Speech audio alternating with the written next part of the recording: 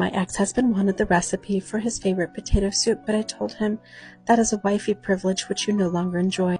So instead I decided to make my ex-husband's favorite potato soup for my sexy upgrade. And of course, if you're making potato soup, you must make sourdough breadsticks to dip in the soup. So I took my Mormon sourdough start, which I call my Mormon sourdough start because I've had it since I was Mormon and it was given to me by Mormons, and I'm using it to make a very Mormon-y recipe. And I got started on the breadsticks, and while the dough did its thing, I threw together this amazingly simple yet delicious soup.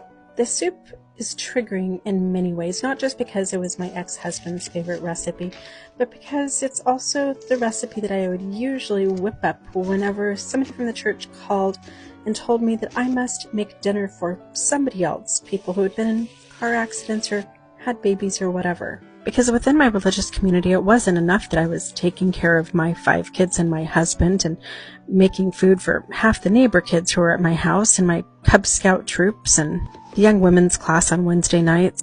As a female soldier in the Lord's army, I must be ready to cook at the drop of a hat for anybody else who needed any type of food.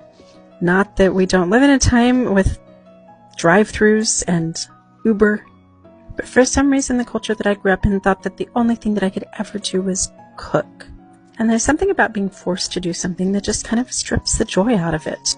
It was worse than a job. It was an unpaid job, which kept me from doing anything else in life. But then I lost my faith and lost my husband of 24 years when he left me for a 19-year-old escort, by the way. So I no longer have to cook the soup or bake the bread for the husband or the church or anybody that I don't want to.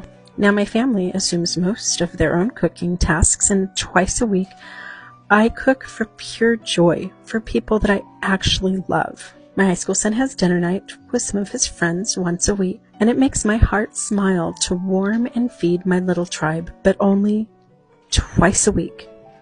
By the way, soup, salad, and breadsticks on a chilly night are just one of the most classic, iconic meals that you can possibly eat as a human being. And I honestly might have enjoyed mine a little bit more than normal because I got to tell my ex-husband, no soup for you. This was so good.